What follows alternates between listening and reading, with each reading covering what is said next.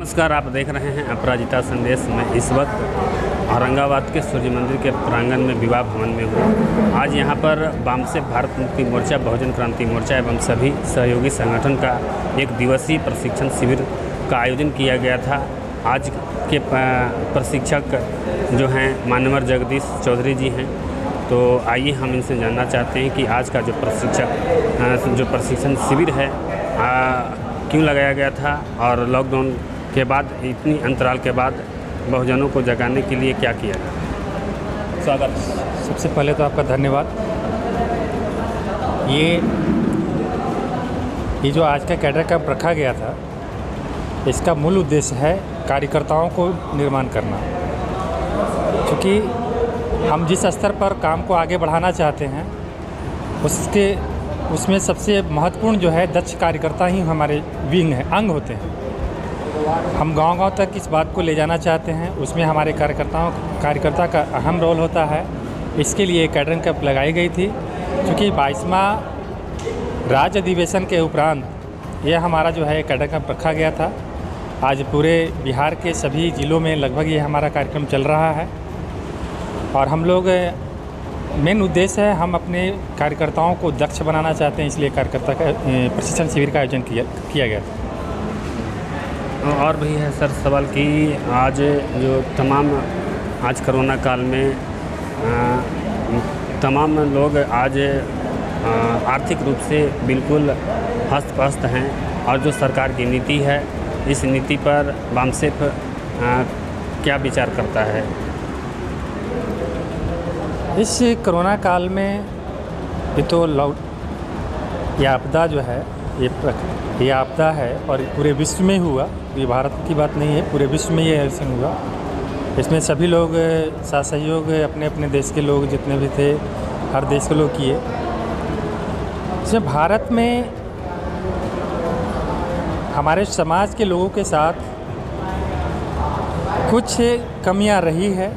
क्योंकि लॉकडाउन में चूँकि जीने खाने वाले जो लोग हैं, जो डेली बेसिस पर काम करने वाले लोग हैं, उनके साथ परेशानियां हुई। उन्हें हज़ारों मील पैदल चलकर आना पड़ा।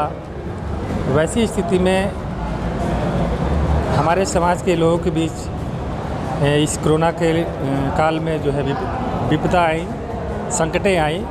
क्योंकि घर में भी नहीं खाने पीने के था, इसके चलते उन्हें दिक्कतों का सामना करना पड़ा और अभी करना पड़ा। कब तक वामसेप का जन आंदोलन तैयार हो?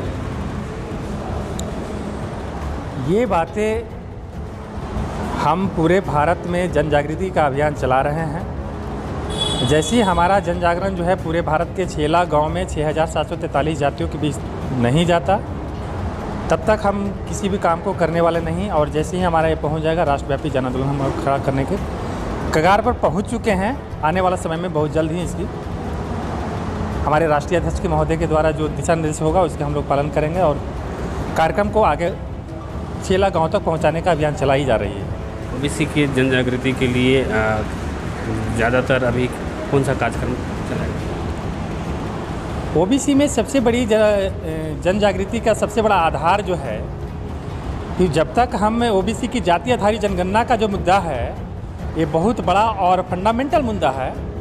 क्योंकि आज हम कोई भी घर का उपयोग सामान या कुछ भी बनाते हैं, प्लान बनाते हैं, तो सबसे पहले बजट निर्धारित करते हैं। बजट निर्धारित करने से पहले संख्या को लोकेट करते हैं कि हमारे घर में कितनी संख्या है और उस संख्या के आधार पर हमारा बजट कितना होना चाहिए। तो सबसे बड़ा फंडामेंटल बात यह है कि आज़ादी के 75 साल हो गए हैं, ओबीसी की जाति आधारित जनगणना ही यानी संख्या ही नहीं पता है कि कितनी है। जब संख्या ही पता नहीं है तो बजट एलोकेट नहीं किया जाता। जब बजट एलोकेट नहीं किया, जब बजट नहीं बना दी जाती, तो कैसे कहा जा सकता है कि इनकी समृद्धि सबसे विकास हो सकता है। ये तो छलावा है जी। जनसंख्या के आधार पर जो जनगणना, जाति आधारित जनगणना के लिए पूरे बिहार में, पूरे देश से आवाज़, पूरे तमाम मुख्यमंत्री पक्ष और विपक्ष, तमाम जितने भी पार्टियां के जो बड़े बड़े नेता हैं, वो सब पूरी कोशिश कर रहे हैं और मोदी जी को भी मिल करके आवेदन दे करके बात को कहा जा रहा है जनगणना को लेकर के। फिर भी अभी तक कोई जवाब नहीं आया। इसमें आप क्या कहें? क्या संभव है? अभी हमारे पूर्व मुख्यमंत्री, वर्तमान मुख्यमंत्री, और ऐसा कुछ नहीं है, इनके साथ ये धोखा हो रहा है और ऐसी कोई बात नहीं। तो ये एक सवाल और है कि ये जो अभी फ़िलहाल में जो विदेशी कहा गया ब्राह्मण विदेशी है, बघेल जी के पिताजी को अरेस्ट कर लिया गया ब्राह्मण विदेशी कहने पर, और बावन मेश्राम साहब वो कब से कर रहे हैं, उनको अरेस्ट नहीं किया जा रहा है। इस विषय पर क्या कहेंगे? भूपेश चंद्र बघेल जी के जो मध्य प्रदेश के मुख्यमंत्री के पिताजी को जो अरेस्ट किया गया, मैं समझता हूँ इसमें राजनीतिक कोई दांव पेच है।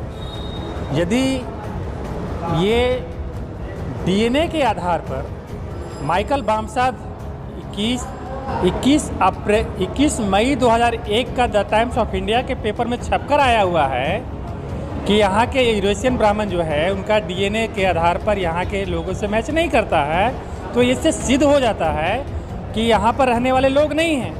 और यदि इनकी बातों को कहने के बाद यदि अरेस्ट किया गया, तो हमारे राष्ट्रीय अध्यक्ष बावन मेश्राम साहब तो लगभग 48 सालों से ये बात बोल रहे हैं, उनको क्यों नहीं अरेस्ट किया जाता? तो ये पॉलिटिकल एजेंडा है और ऐसी कोई बात नहीं है। और ब्राह्मणों ने काउंटर करने का ये प्लान बनाया है, ऐसा कोई बात नहीं है। ब्राह्मण विदेशी है तो है, डीएनए के आधार पर।